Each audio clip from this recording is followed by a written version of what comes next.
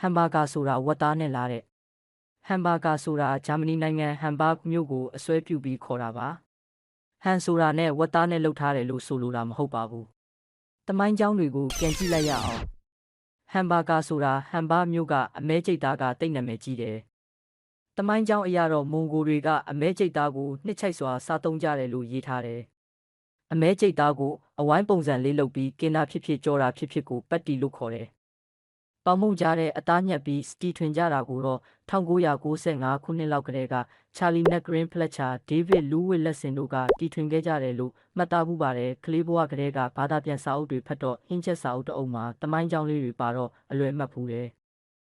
နောက်ပိုင်းအမေရိကမှာပေါ်ပူလာအဖြစ်ဆုံးဖောက်ဖုတ်အဖြစ်နာမည်ကြီးလာခဲ့တယ်ပေါ့လေပြောချင်တာကတော့ဟမ်ဘာဂါဆိုတာကအမဲကျိတ်သားနဲ့လို့ပြောချင်တာပါဝက်သားနဲ့လို့ပြောတာမဟုတ်ပါဘူးဟန်းဆိုတဲ့အဓိပ္ပာယ်ကဝက်ပေါင်သားကလှိထုတ်ထားတဲ့ဝက်ပေါင်အဆို6ပါတကဘာလုံးမှာဟမ်ဘာဂါလို့ပဲခေါ်ကြပါတယ်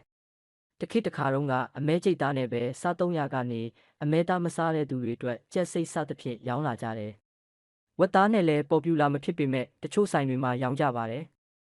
အိန္ဒိယနိုင်ငံမှာတက်လွတ်သမားတွေအတွက်နန်ဗီဂန်အနေနဲ့အသီးအရွက်နဲ့လှုပ်ရောင်းတာတွေလည်းရှိကြပါတယ်ပြောချင်တာကတော့ဗျာဟမ်ဘာဂါဆိုတာဟမ်ဘတ်မြို့ကအမဲကျိတ်သားနဲ့လှုပ်တာကိုအစွဲပြုပြီးခေါ်ကြတာပါဝက်နဲ့ဆိုပြီးအမားတွေရေးနေပြောနေကြလို့အမှန်သိအောင်တင်ပြလိုက်ရတာပဲဖြစ်ပါတယ်ဗျာအားလုံးကျမ်းမာချမ်းသာကြပါစေ